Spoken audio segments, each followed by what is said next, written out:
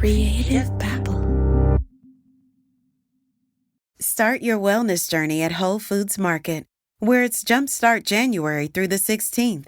Stock up on supplements with some of the year's biggest savings. Plus, save on air-chilled organic boneless skinless chicken breasts, organic Honeycrisp apples, organic large Hass avocados, and more. And since Whole Foods Market is the only certified organic national grocer, it's easy to make them your wellness destination. Jumpstart your January now at Whole Foods Market.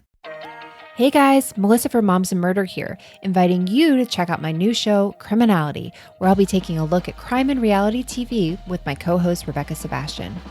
Hi friends, I'm Rebekah, host of Dialogue, a true crime conversation. Face it, we all love to hate reality TV because what's better than escaping your dumpster fire of a life than watching someone else's? Join us as we discuss everything from a teen mom with feathers in her hair to a 90-day fiance who enjoys a box of matches, and we may just call Nancy Joe while wearing our best pair of little brown BB shoes that only cost $29. And we can't forget the true crimes of the Real Housewives. Guys, they all have mugshots. That's where I'll be lending my expertise. We'll break it all down for you every other Friday beginning February 12th, 2021. So go to criminalityshow.com and subscribe wherever you listen to your podcast. Criminality, because loving reality isn't a crime.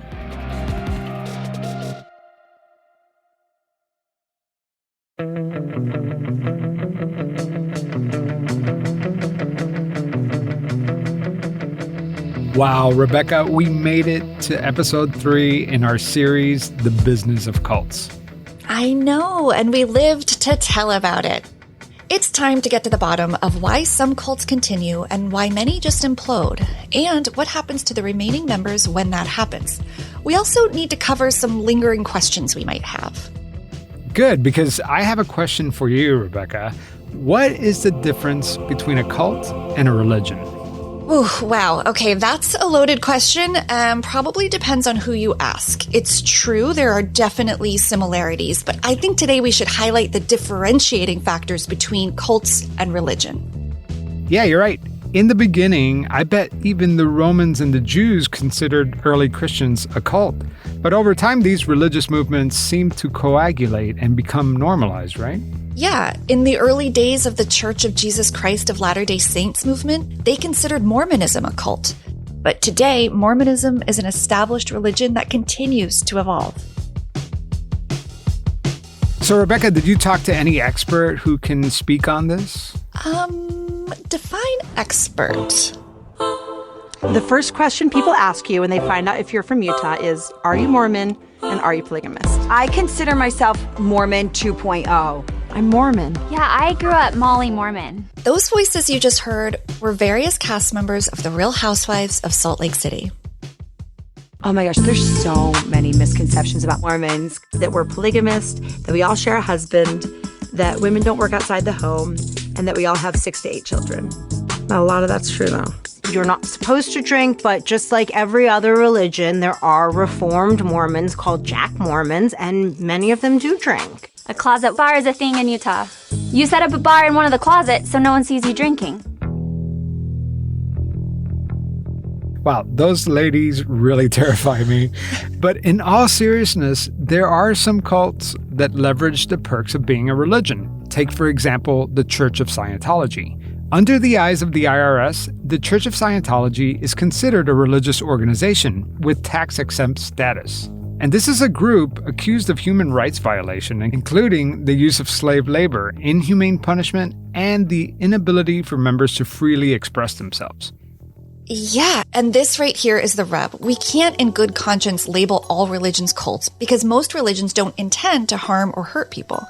And for the most part, you can freely come and go without any repercussions. That's right. And boy, do we have a lot to talk about in this episode, right? Yeah, today we're finally going to divulge what happened when you and I visited businesses that are operated by cults. I'm Rebekah Sebastian with the Dialogue Podcast. And I'm Javier Leiva with the Pretend Podcast. And today is our last episode in the series we're calling The Business of Cults. In this episode, we're going to talk about why some cults go big and why others fail. And find out if some cults have an exit strategy.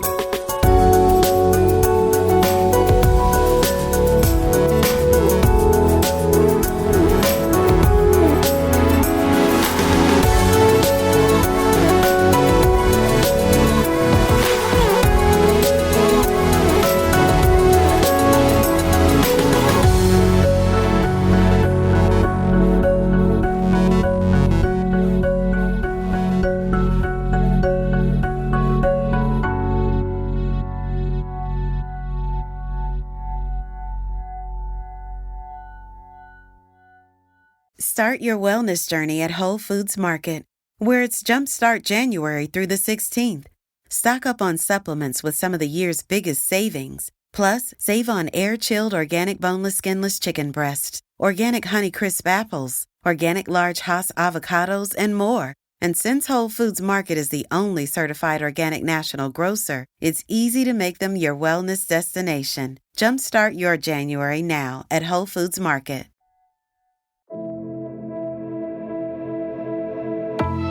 Rebekah, in season 3 of my podcast, Pretend, I covered the Word of Faith Fellowship Church.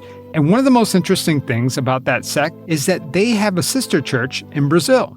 Everything in the Brazil church looks exactly the same as the headquarters in Spindale, North Carolina. One former member even told me that the sanctuary in both countries is exactly the same, all the way down to the chairs and the fake plants. Okay, that's a little creepy. Yeah. I wanted to see what cult expert Rick Allen Ross had to say about this. Rebekah and I have been researching all these cults, but we noticed that they have almost like a franchise. McDonald's has restaurants all across the world, and a cheeseburger or a Big Mac tastes the same at every McDonald's. And that's because they figured out how to replicate that model. Can you give us some examples of some cults that have franchised in a way? Well, the some that are very widely known that have been called cults would be, for example, Scientology, which is worldwide, and they have their orgs or their branches all over the place.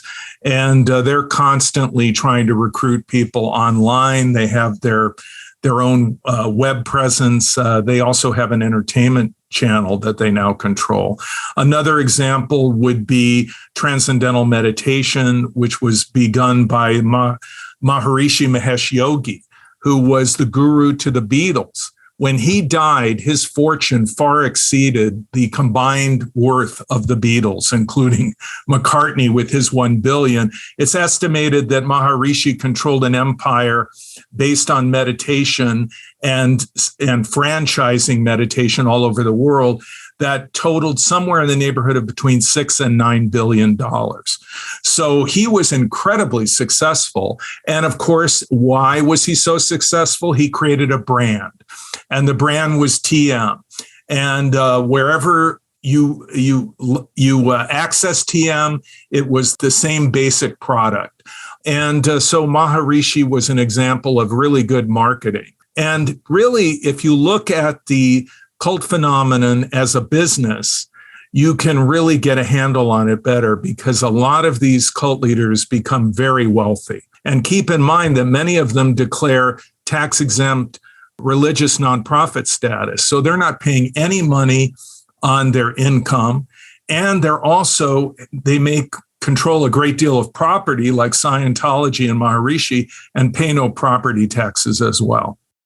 Rebekah, we should ask him about the 2 cults that we plan to visit that have businesses. So the one that I was going to visit is controlled by the 12 tribes. Do you know about that one? They have yellow bellies all across the country. Oh, yeah. Okay, but before we get Rick's take, Javier, why don't you describe this lesser-known cult? The 12 Tribes is a religious movement started by Gene Spriggs in 1972.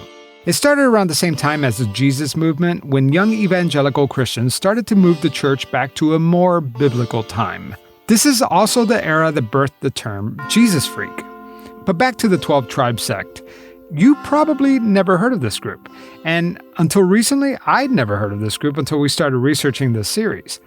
This ministry started out as a small group of teenagers who operated a coffee shop from the leader's home. And eventually the group started a commune and opened up a restaurant called the Yellow Deli. Over time, the group opened various Yellow Delis across the country. In the 1980s and in the 90s, they began opening branches all over the world, including Canada, Australia, Brazil, Spain, Germany, Argentina, and the UK.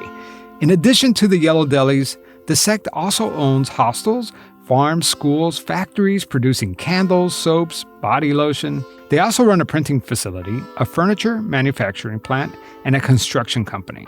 Wow, what an ambitious group. Yeah, these guys do everything, and many wonder if this is even a cult or just a misunderstood religious organization.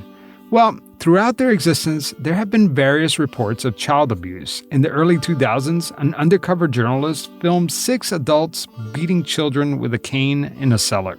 The children got a total of 83 strokes. Plus, there have been other allegations of child abuse. That is horrible. Let's hear what Rick Allen Ross had to say about the 12 tribes. Well, 12 tribes and I have a long history. In fact, ex-members came to me and reported labor violations. They were basically running essentially sweatshops where they exploited labor, and they particularly had children working for them. Wow, there are some dangerous accusations flying around about this group. But if you put that aside, they sound like a pretty robust business. Yeah, the Yellow Deli, which I'm about to go visit, is run by 12 tribe members who reportedly work for free. I mean, this organization has managed to power through the controversy and has continued operating. Are they a tax-exempt organization? Actually, the group operates a for-profit organization with religious purpose, so they actually do pay taxes. Okay, so you're going to go see them in person. What's the plan? Well, I plan to go to the Yellow Deli closest to me, which is in Hiddenite, North Carolina. Hiddenite. Sounds biblical. Oh, yeah. Where in the state of North Carolina is that? It is in the middle of nowhere. The town of Hiddenite has a population of, wait for it, 266 people. The closest town is in Hickory, North Carolina, which is actually a really small town. Javier, there are more residents that live in my apartment building than in Hiddenite. I'm terrified for you. Are you scared? Not really. I mean, I looked them up on Google and they have great reviews. And actually, the place sounds really amazing. Plus, I suckered my co-host from Criminal Conduct, John Taylor, to come with me. Oh, good. Safety in numbers. Hi, John. Rebekah, I couldn't believe it. I exited the highway and drove past barns and cow pastures, and there was nothing on the way to this place. I mean, I kept waiting for civilization, but it never materialized. Then, out of nowhere, I reached the stoplight, and there it was, the Yellow Deli. All right, I'm in... Where am I? Hiddenite, North Carolina. I'm about to meet John Taylor, my co-host for Criminal Conduct at the Yellow Deli, which is run by a cult. And I have to describe this place. It was a huge 2-story brick building. I mean, you could literally fit all 266 residents of Hiddenite in this restaurant. Next to it was a building which is like a commissary/bakery that's run by the 12 tribes members. And actually, they had the whole block, it looked like that whole area was run by the 12 tribe members. And here's the kicker. They're open 24 hours a day, except for Saturdays. Why anyone would come here at 3 a.m. is beyond me. We got there at noon, right as the restaurant was opening on Sunday.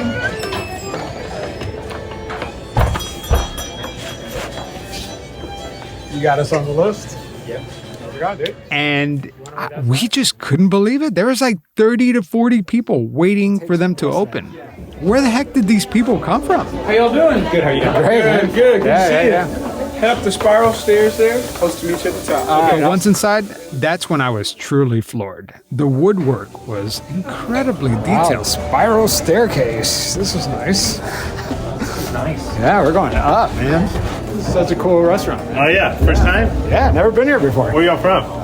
I'm from Raleigh, and he's from Hendersonville. All right. Well, glad y'all are here. Hey, so today the soup of the day is salmon chowder. What did you say it was? Salmon chowder. Okay. It's our very own salmon. We caught the salmon up there in Alaska. You got restaurants in Alaska? We've got an industry in Alaska where we catch the salmon, we process it. Wow. And then we have pesto. And in the center of the restaurant, there was this elevator that would carry the food from the kitchen to the second floor. That's like pretty elaborate. What is that? It's like, what is it? A dumbwaiter. A dumbwaiter, yeah. So it goes... Hopefully don't offend anybody saying that. Wow. Yeah. So you guys are really open 24/7? We are. 24, 5, or 6. Oh, wow. Yeah. But do people actually come like in the middle of the night? Oh, yeah, for sure. Wow. People are I have to say, everyone was extremely kind and pleasant. They seemed very hippy-dippy, if I had to describe them. The waiters and the cooks were very young. And get this was kind of a surprise.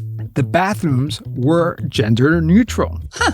Yeah, I believe the sign on the door said, quote, whatever you are. But the place seemed to be run by a few elders. The men had long white beards and the women dressed very modestly, very conservative, and everyone looked like they shop at Goodwill. Well, I love Goodwill, so we'll let that one slide. How long have you guys been around? In the region for about 50 years. Over in Tennessee, we started a restaurant out there about 50 years ago called the Yellow Deli. Oh, so there's more than one? Yeah, we got Yellow Delis in Japan, down South America. Wow. I'll get you a little flyer about it. Oh, I love it. Yeah, this is the coolest thing. And as soon as we sat down, we started asking questions, but not too many questions because we didn't want to raise suspicion. Or actually, John didn't want to raise suspicion. I feel like everyone's talking now. I know. Are we talking too much? No, it's fine that we're very glorious. He kept saying, dude, you're asking so many questions and we haven't even ordered our food yet. Oh my gosh, I love it. I ordered the buffalo chicken sandwich and John had a turkey sandwich. And I got to tell you, Rebekah, it was delicious. I mean, unbelievably delicious, melt in your mouth type of sandwich. And they make their own bread. I mean, it was probably the best sandwich I've had in a long time. I am legitimately jealous. We're recording this at lunchtime right now, and this is unfair because I love an amazing sandwich. Oh, it's so good. And while I was there, they told me to check out their nearby farm and offered for us to stay at their hostel, which was a few blocks away. Oh, no. Please tell me you didn't go to the farm or the hostel. Never go to the second location, Javier. Oh, of course, Rebekah. That is true crime 101. Never go to the second location. But it was wild. I mean, everyone was genuinely nice. And if these people really work for free, I mean, they seemed to be very happy doing it. It was just very strange. So that's the key to the profitability. They have a deli. They're not paying regular wages for their help, for their staff in the kitchen. But the key to their success always was free labor. Now, they would say, well, not really free because we provide room and board. But they have no 401k. They have no healthcare benefits, no benefits to speak of. And when the people decide to leave such a group, they don't walk away with anything. They walk away with the clothes that they have on their body. They have no severance pay. They have no benefits. It's easy to be profitable when you have such low overhead. And keep in mind, it's very difficult to leave these groups. In the case of the 12 tribes, there are many children that were born into this group. They were raised in the group. They don't know anything else. And no one really knows how the money is handled. There's no financial transparency in the groups we're talking about. So, only the leader and the select few know where all the money goes. Gene Spriggs, the leader of the 12 tribes, died on January of 2021 at the age of 83. All right, Rebekah, it's your turn. Which cult are you going to visit?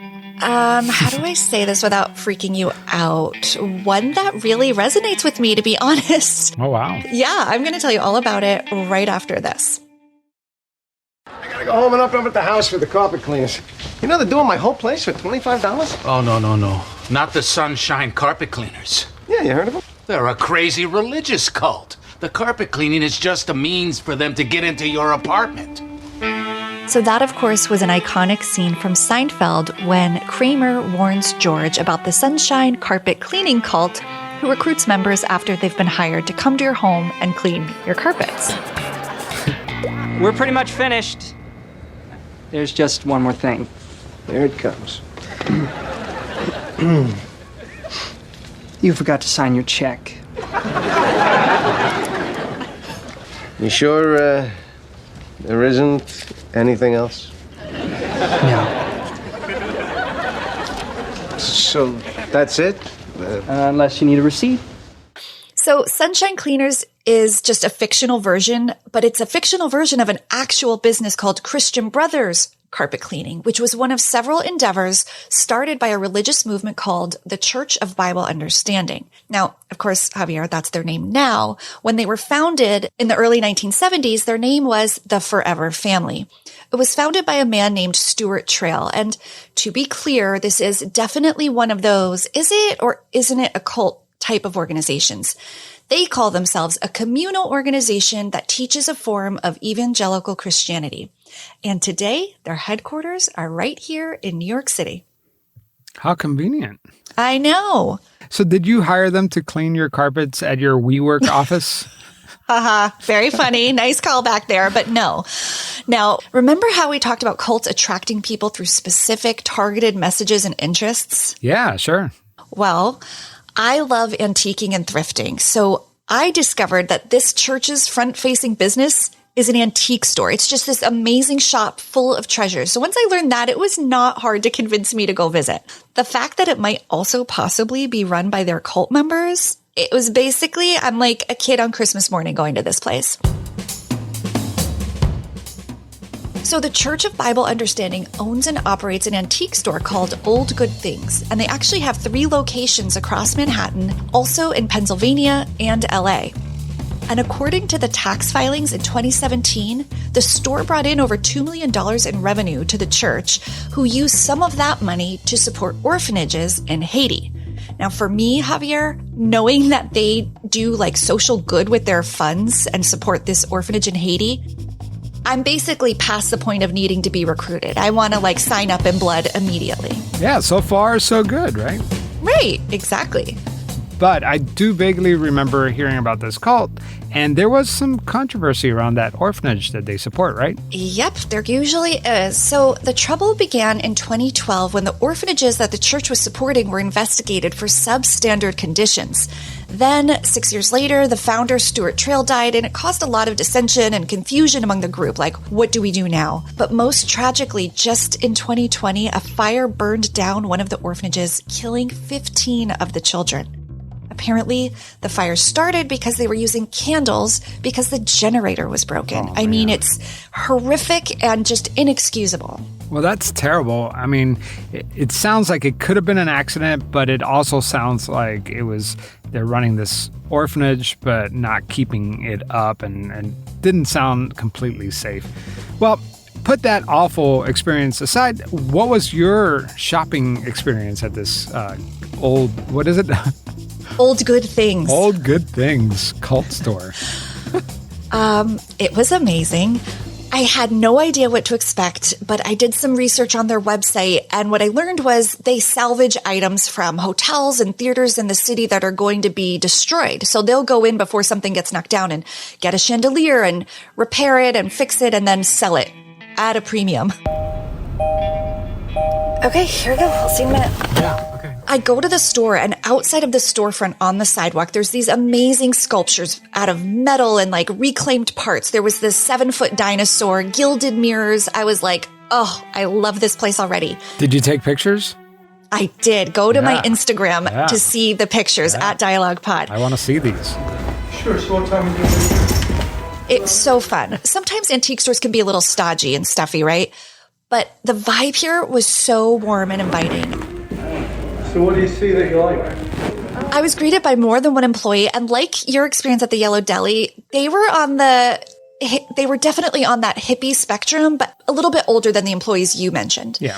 Some of them were, cutting wood and building things, and others were just helping customers. And that was the other surprise, Javier. This store was bustling. Wow. I mean, it was a freezing cold Sunday afternoon, and sometimes antique stores are just ghost towns, but this place had people going all around it.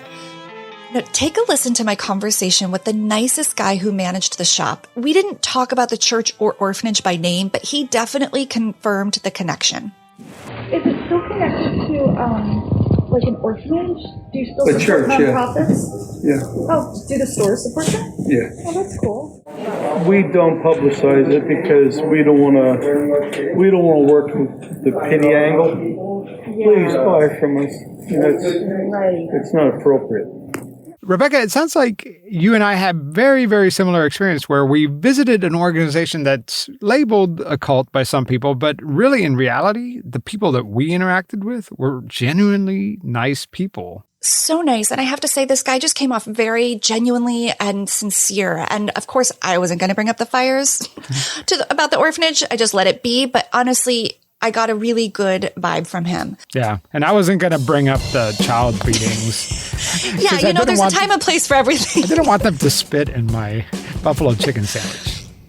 But you know, between the two visits, it's kind of clear that cult involvement or not, the people patronizing these businesses certainly didn't seem to be thinking or caring about that possible cult connection when they were there. I mean, the store I went to on a Sunday, very busy. Your restaurant, the Yellow Deli, had a line out the door. I know. I wanted to ask the people, I was like, do you know that you're at a cult restaurant?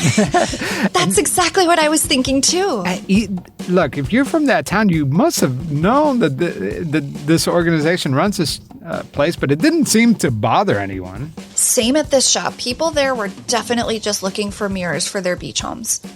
Both of us had a very pleasant experience, but we all know that that's just the surface, right? We don't know this organization from the inside, and they've gotten some really bad press.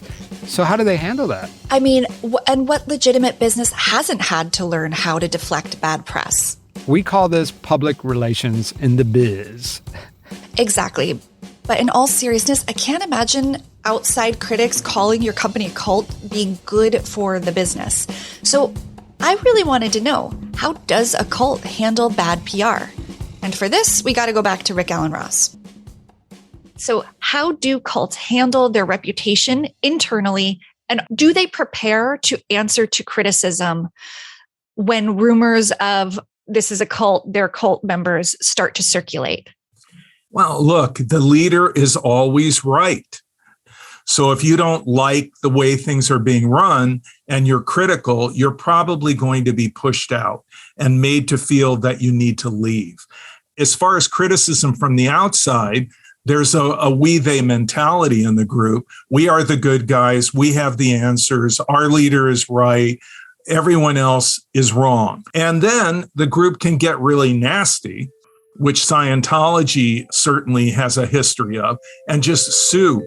Javier, I couldn't let the opportunity pass without asking Rick about cults and their name changes. They just love a good rebrand. Oh, yeah. Got to change things up. Yep. And there have been a number of groups that have done that over the years. They changed their name, like the Children of God, which is a notorious group that once included the family of the actor River Phoenix and Joaquin Phoenix, and has a horrible history of child abuse. River Phoenix said the first time he had sex in one interview was when he was 4 years old. He later died from a drug overdose at the age of 23. So the Children of God, they changed their name to the Family International, and they kind of shed their leader, Moses David Berg, who was a pedophile and who raped his daughter, his granddaughter, and so on, just a horrible human being. So they may change their name, but that's just PR. They don't really change who and what they really are. You've got your CEO. A business always has other people in place to fill other roles. I'm curious, we're curious, do cults typically have a second in command? Somebody dedicated and designated to take over should the leader be removed for some reason, legally, death, whatever it may be?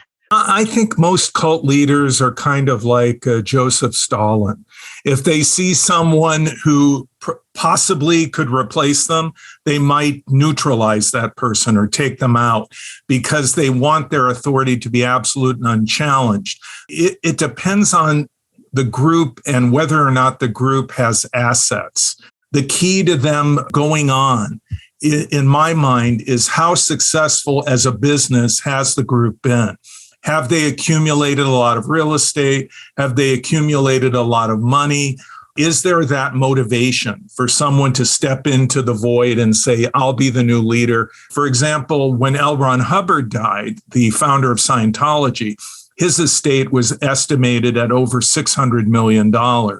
And there was an individual, David Miscavige, who was a young 20-something personal secretary and became the gatekeeper for L. Ron Hubbard at the end. And he was in a perfect position, even though Hubbard was survived by family, to take over, and he did.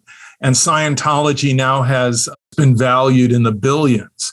So David Miscavige took over because he was at the right place at the right time.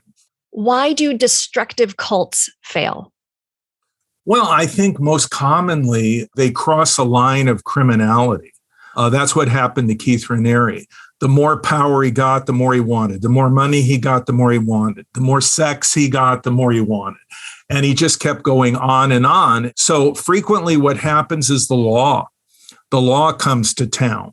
For example, let's take a polygamous sect, very large group known as the FLDS, or the Fundamentalist Church of Jesus Christ of the Latter-day Saints. Warren Jeffs was a pedophile. He raped kids, 10-year-olds, 12-year-olds, and he started to make that part of the group's practices.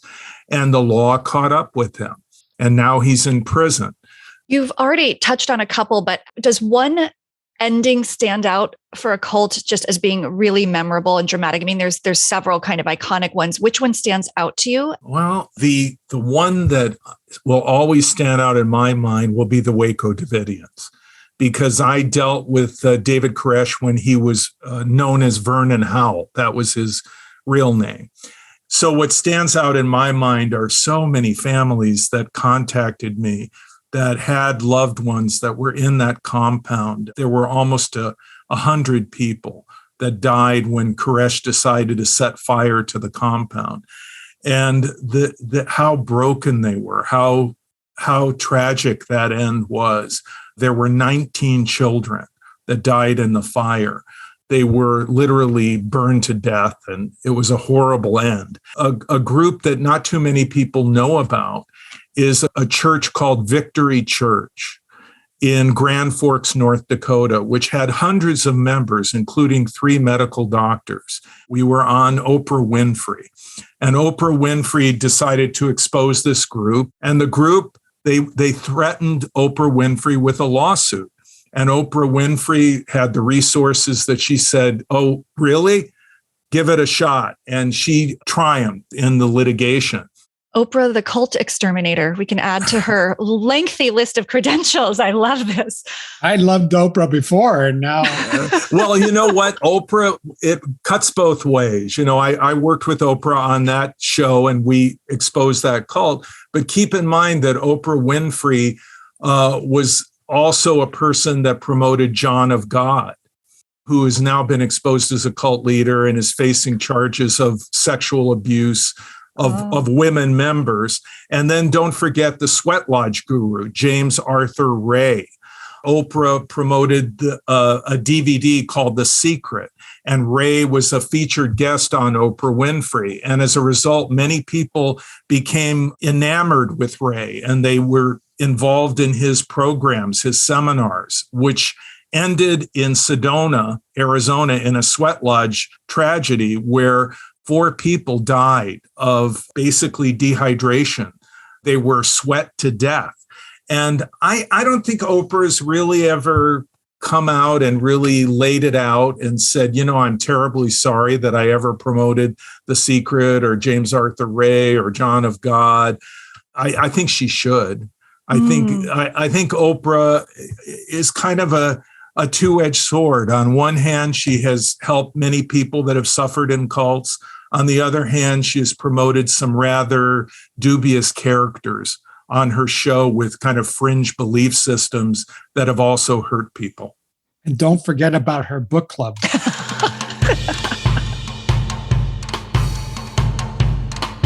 Rebekah, we talked about these morally bankrupt cults that crashed and burned. I mean, some of these cults have had spectacular endings. I mean, some of these cults probably never even had the intentions of expanding. That's not always the goal for some of these groups. That brings up a great point. Can a cult survive without its leader? Yes. Well, not yes. I don't know. What happens to a cult after a leader dies or goes to jail? I mean, nobody talks about that. Exactly. And that is the very concept that inspired us to make this series, right? Yeah. So do you have a cult in mind? Oh yeah, we can't end this series without talking about this little-known cult called Love Has Won. And even though it's not really a household name, this internet-led cult managed to rack up tons of money. Or in the case of Amy Carlson, this group that she led in Colorado called Love Has Won. When Carlson died, it appears, apparently, one member took off with whatever money and assets they had, which were substantial, even though the group was small. Estimates were that there was more than $500,000 in assets that had been accumulated in cash and real estate. Rebekah, let's talk about this cult, because we need to understand where they came from in order to appreciate how crazy it is that this cult is still chugging along. I mean, do you mind if we take a little detour here for a second? Javier, who are you talking to?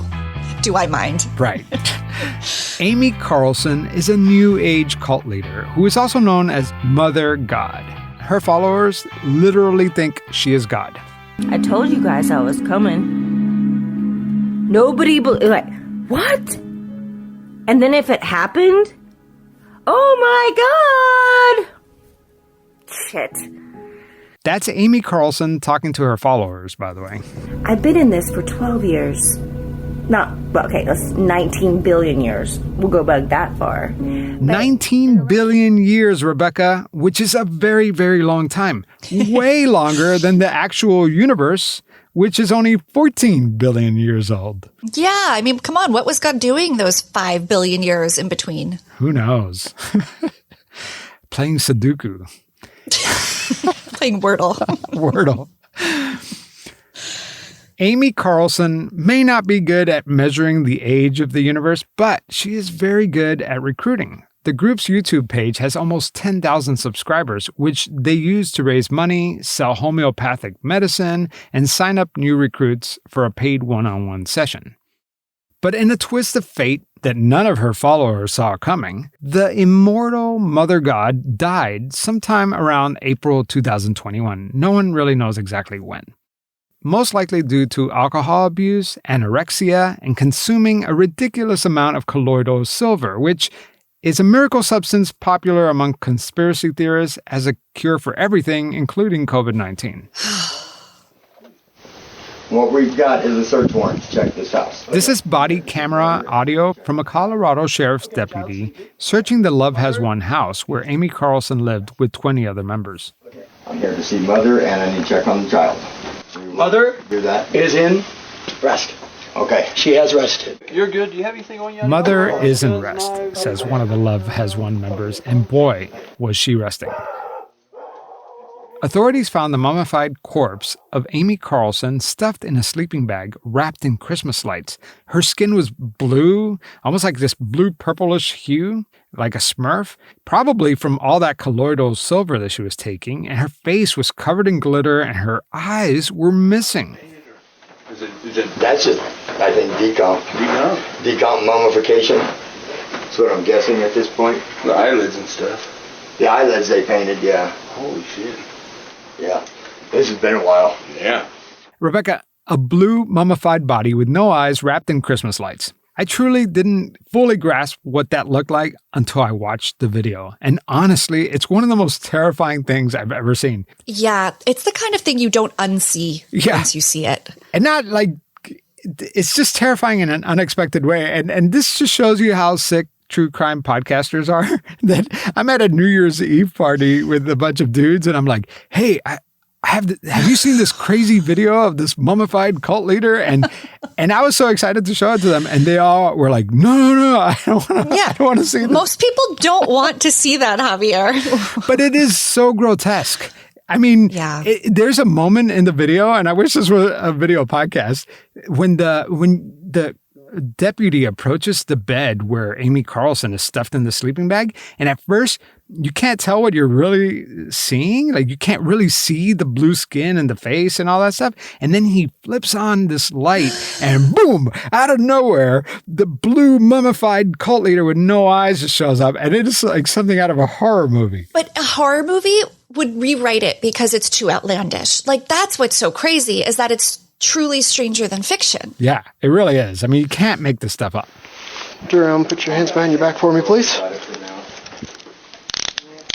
7 members of the group were charged with abuse of a corpse as well as child abuse because 2 children were living in this mess.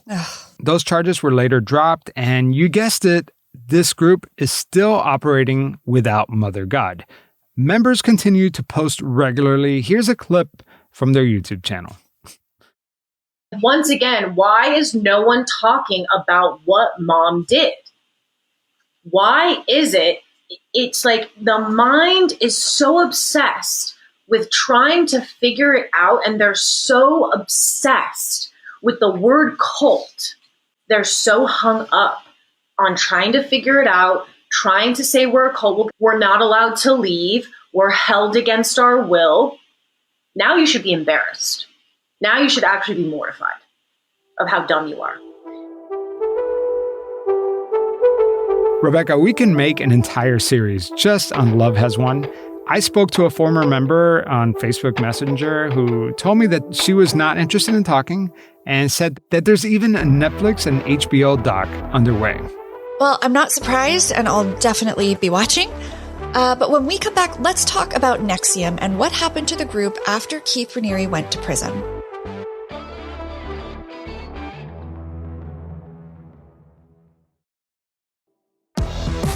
Rebekah, we're talking about this idea of what happens to a cult after the leader is removed. And in the case of NXIVM, you know, the MLM cult that we talked about last time, was it able to move forward without Keith Raniere? I asked Sarah Edmondson the same question. Were you aware of any organizational succession plans? Like if shit hit the fan, if Keith got removed or Nancy went down or whatever happened, was there some next of kin in place that you guys were aware of? If there was, we weren't aware of it. I mean, I wasn't. I thought that by the time I got to Green that I was in the inner circle, but I wasn't. And luckily for Sarah, she was able to leave the cult just before it came crashing down. But as you know, getting branded itself wasn't what woke me up. It was finding out that it was the leader's initials. After I was branded and before I woke up, Lauren started saying, you have to submit new collateral every month. And starting with submitting my the deed to my home. Rebekah, explain collateral. In a word, blackmail. Collateral is shameful, incriminating information that new DOS recruits would give to their master to ensure their silence and loyalty. Think nude pics and horrible lies about your closest friends and family. And at that point, I was like, I hadn't even woken up, but I was like, I'm not doing that. Like, there's no way that I'm doing that. I can't do this anymore. Like, I joined this thing, master slave. It's an exercise. Like, it's kind of a game, you know, but then it wasn't a game. And then I had realized that the symbol on my body was not a symbol for the 4 elements, but it was Keith's initials. And then it really wasn't a game. I think that the people that were with Keith got head fucked in a way that I'll never know. And I luckily managed to escape that. Once Nancy and Keith are removed, was there this momentary pause in everything? Did it all fall apart quickly, or were people filling in the gaps and trying to keep it going? Once they were arrested, it seems like there's kind of 2 new leaderships. There's Esther. She took the people who still wanted to stay together as a community. And they started in another MLM called Synergy Insurance. It's an MLM insurance scheme. And she's kind of like the top of that, the new queen bee, which is funny because she kind of always wanted that, but didn't have the skill set in NXIVM. She's a terrible recruiter. So I don't know how she's doing, but God bless you, Esther. If you're listening, wish you all the best. And then there's the Dossier Girls. The Dossier Project is a group of former members of the secret sex cult within NXIVM called DOS, little play on words there, who remain Keith Raniere loyalists despite the fact that he's been sentenced to 120 years in federal prison. Here's a clip from their YouTube channel. You know, so we relaunched and put a lot more content out in the last month or 2. It's been 4 years of just one story. And now we're here to kind of go back and start from the beginning and help people understand how we got here. So we did put out, it was a mission statement that was written by the founding women of DOS. And the idea was that there was going to be a website that would clarify some of the already lies that were out there about the organization, what it stood for, what its mission was, and things like that. These women seem to go out of their way just to justify this group's strange behavior. So this week, we're going to talk about branding. People ask us about it all the time. I think this story got started with headlines like women branded like cattle and all this stuff. Women were supposed to be told, and as far as we know, everyone was, that there would be a brand. That's one of the things that if you're saying, yes, I want to be in DOS, you're saying, I agree that I will get a brand because that's what's being communicated to me. You're also agreeing to not being told everything. No one was told you're going to know everything. And so if you're saying yes to be in DOS, you're saying yes to getting a brand. You're saying yes to not knowing everything. That should be all people really need to know because there was an agreement. There was consent. Here's Sarah Edmondson's reaction to the Dossier Project's stance on branding. The initial invitation is based on a fucking lie. It's not a women's group. It's a blackmail MLM pyramid scheme started by a sociopath, limp dick, narcissistic douchebag. Nobody signed up to do those things. They signed up for a personal and professional development program. Nobody signed up to have Keith's initials seared into their flesh. That is for sure. So DOS is saying that being branded is okay because a woman should have the right to choose what to do with their bodies. But they don't have the right to know what's going on, and the cult leader's initials are now permanently scarred on their hip. And they didn't know that it was the cult leader's initials. To me, this is actually just a disgusting exploitation of actual women's empowerment. All right, well, so how do they explain the whole master and slave thing? Because I can't imagine how they could interpret that. Let's play the clip. For one, none of us are here to enroll anyone into anything, and nor are we calling each other masters and slaves, unless it's a joke, But I think it's good. Like it's good to see where people are at. Well, and if we were, so what? It's not illegal. Yeah. It's not illegal to call someone a name, and it's especially not if it's agreed upon and the definition is understood. That it's something different than how most people commonly use it. A friend of mine sent me this dance video yesterday, dancing to Britney Spears' "I'm a Slave for You."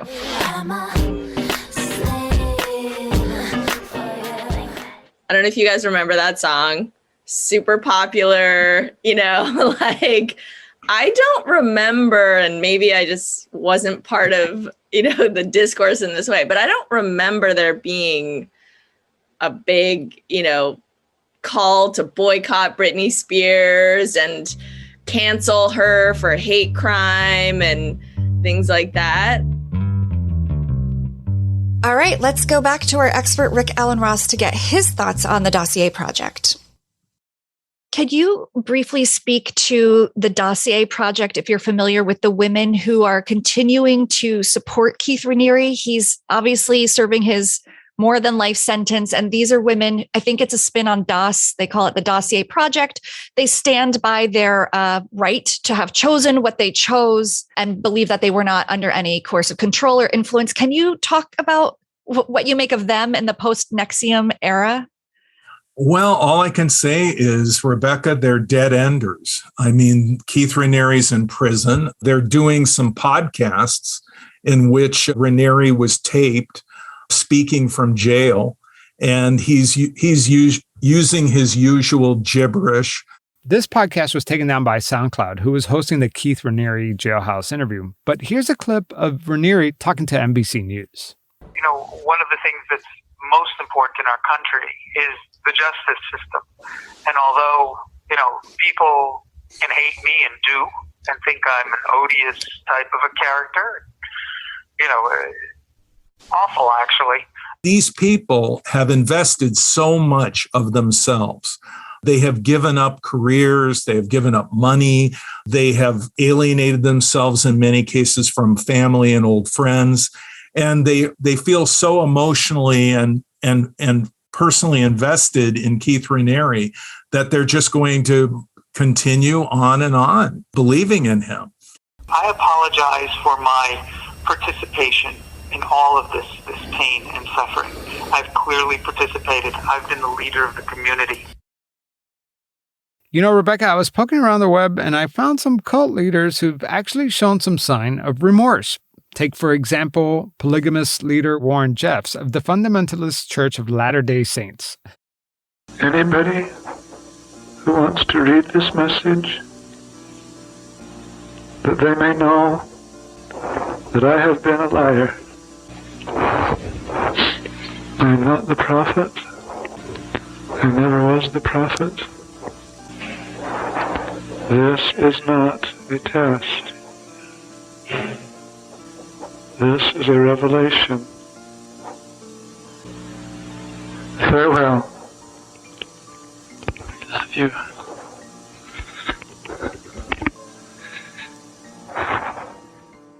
Yeah, and I'm not sure it's regret Charles Manson communicated when asked how he would be remembered, but he did seem to acknowledge that he wasn't, well, just listen. Tell me in a sentence who you are.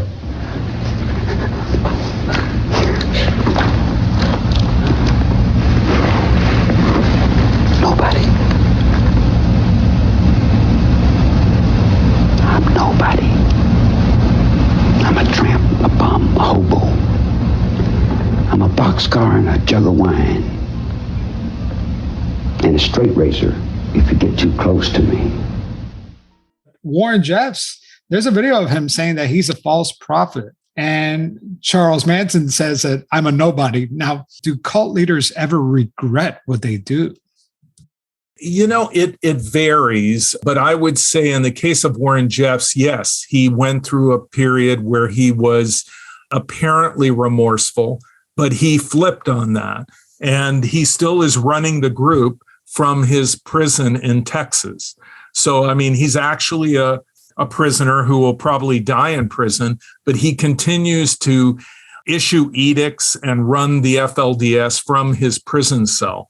And I would say that Keith Raniere is more the standard example, which is him ranting and going on, and he's now serving a 130-year sentence.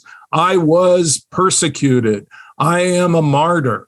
And he has these diehard followers who still believe in everything that he said and everything that he did, and they will accept no idea in their mind that he is guilty of anything. So typically, even after they go to prison, they will continue to insist that they are innocent. In the case of Charlie Manson, you have to understand that Manson, his contention was, I had nothing to do with those murders, the Tate LaBianca murders. I wasn't there. I did not stab anybody. I did not kill anybody. And in fact, that's true. He actually weaponized his followers and gave them their instructions. And then they did these horrible murders because of him and for him. But in his mind, he was just a regular guy, an ordinary guy who had nothing to do with what happened. That was his apology. I don't know. What was it that Timbaland said? Something about being too late to apologize? What do you think about their remorse, Javier? You know, I don't think they're that remorseful. Otherwise, they wouldn't have done it, right? But I do think that if you're going to start a cult, don't be overzealous, you know? Just... You can live together, you can have strange rules, as long as you don't hurt anyone along the way. But the key thing, if I've learned anything from these last 3 episodes, is that don't go big, you know, just keep it small. Yeah, things get too big, they get harder to manage. Yeah, I mean, I think that the real thing to recognize, I mean, in all seriousness, is if you're part of an organization that's trying to cut you off from your family, from your friends, and it's not letting you have personal freedom and is smothering you, I mean, those are all signs. I mean, that's all Rebekah and I want you guys to know, is that we're all vulnerable. There's a cult for everyone, and just recognize the signs. But other than that, the communal part, the friendship and the love, like the what's in the marketing of a cult, yeah, you can keep that if you want. And also, there's no shame. If you have been approached by a cult, or if you found yourself in one for any period of time, or perhaps someone listening is a survivor, like, there is no shame in that. And I think that's also something we wanted to communicate through this. We also wanted to highlight that a lot of these cults' goals were for profit and power, and that's not any cult member's fault. You know, from former cult members that I've talked to, you know, they work, they have businesses, but then the cult kind of reaps the benefit of their hard work.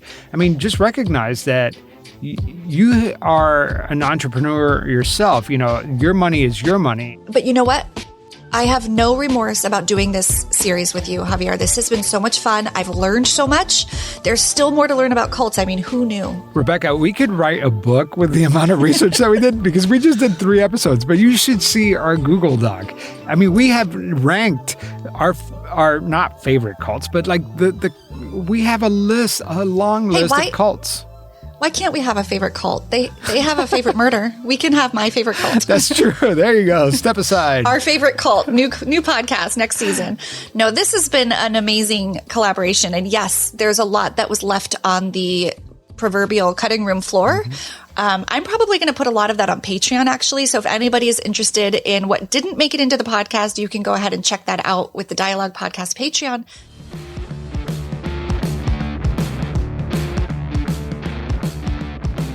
But Javier, it's been just so cool to work with you. Oh, I mean, I've had a blast too. I mean, this has been so refreshing to do something different. I hope the listeners enjoyed it. To everybody listening, if you don't already, you can enjoy more of Javier's talents on his not one but 2 other podcasts, the Pretend podcast, which focuses on con artists, and the new season of his investigative show, Criminal Conduct, is out, which he co-hosts with John Taylor, who you heard in the infamous Yellow Deli pilgrimage, if you will. So definitely be sure to check those out. Yeah, this season we're interviewing a serial killer, so, you know. Oh my gosh, just keeping it light. That's right, keeping it light. And yes, you can find Rebekah on Dialogue and Criminality, which is a show about crime and reality. It is so awesome. I don't even like reality shows, and I listen to you guys. It's co-hosted with Melissa from Moms and Murder. So check out Rebekah on Dialogue Podcast and Criminality. Yep, that's how I manipulated you into getting the Real Housewives into this episode. I cannot believe that we have a Real Housewives clip on this episode. You're welcome. You're welcome. And we just want to give a big thank you to our expert guests for their expertise and time, Dr. Yanya Lalich, Rick Allen Ross, Amanda Montel, and Sarah Edmondson. Thank you so much. Who knows? Maybe we'll do another crossover in the future. I mean, there's definitely a lot more cults to explore. Absolutely. I hope so.